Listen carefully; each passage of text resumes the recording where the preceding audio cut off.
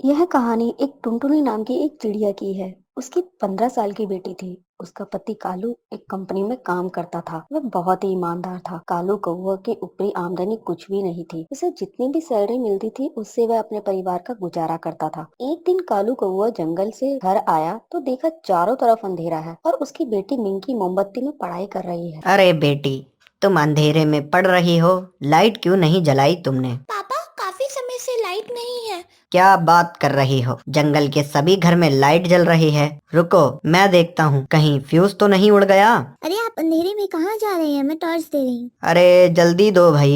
बस 1 मिनट, अभी लाती हूँ। टुनटुनी काले कौवे को टॉर्च लाकर देती है। कालू फ्यूज ठीक करने जाता है। इसका फ्यूज तो उड़ा हुआ है। वह फ्यूज बनाने लगता है, तभी उसका हाथ नंगी वायर पर टच हो जाता है और बिजली के झटके से कालू कौवा की मौत हो जाती है। टुनटुनी और मिंकी वहां दौड़ती हुई आती है। अरे क्या हुआ आपको? आप देखकर क्यों काम नहीं करते? मिंकी, जल्दी से एम्बुलेंस बुला दे। तेरे पापा को क्या हो गया?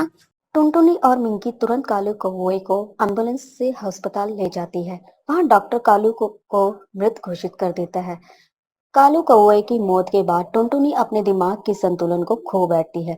जब भी टुनटुनी मिंकी को देखती है। अरे कल मुही, तेरे ही तो चलते कालू की जान चली गई। अगर उस दिन कालू तुझे पढ़ते हुए नहीं देखता तो हड़बड़ी में जाकर लाइट ठीक नहीं करता और मेरे कालू की मौत नहीं होती। मैं तुझे कभी माफ नहीं करूंगी। तू चली जा मेरी नजरों के सामने से। माँ, तुम्हें क्या हो गया है? तुम मुझे इस तरीके से क्यों डांट रही हो? पहले तो तुम मुझे बहुत प्यार करती थी। मेरी वजह से पापा की जान नहीं गई। माँ, मैं तुम्हें कैसे समझाऊं? चुप हो जा कमबख्त, मैं तुझसे जबान लड़ाना नहीं चाहती। तभी टुनटुनी को चक्कर आ जाता है। क्या हुआ माँ? तुम्हें क्या हो रहा है? संभालो अपने आप को। चलो, मैं तुम्हें घोंसले में लेकर चलती हूँ। मिंकी टोनी को घोंसले में ले जाती है और बेड पर सुला देती है। अब मैं क्या करूँ माँ कि ऐसी हालत है, घर में खाने का कुछ नहीं है। पापा ने जो पैसे जमा किए थे वह भी खत्म हो गए हैं। मुझे लूसी आंटी के पास जाना चाहिए, वही कुछ बताएंगी। मिंकी अपने पड़ोसी कबूतरी के पास जाती है और सारी बात बताती है। मिंकी देख बेटा, मैं तुझे एक सलाह दूंगी। यहाँ पास में तरबूज का खेत है, वहीं से तो तरबूज लाके बेच और उन्हें पैसे दे दे। बाकी कमाई अपने पास रखियो। आंटी, आपने बहुत अच्छी सलाह दी है, मैं ऐसे ही करूंगी। मिंकी तरबूज बेचकर घर चलाने लगी। उधर टुनटुनी बीमार ही रहती थी। ऐसे ही एक दिन मिंकी टुनटुनी को डॉक्टर के पास लेकर जाती है।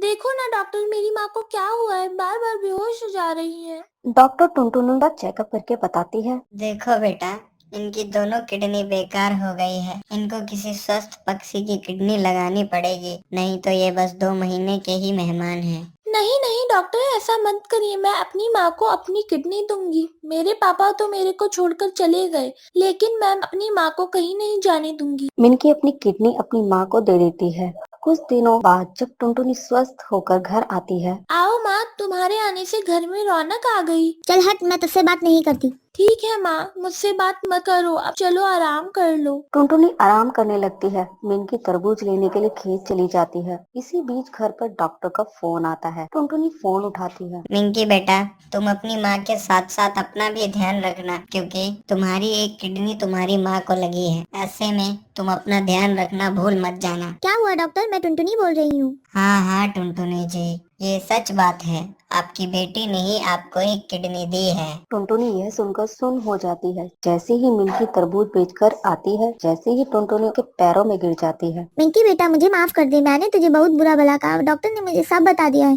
तूने ही मुझे जीवन दान दिया है। दोनों माँ बेटी मिलकर रोने लगती है और टुनटुनी को अपनी गलती पर पछतावा होता है और अपनी बेटी से माफी मांग लेती है और दोनों खुशी खुशी रहने लगते हैं।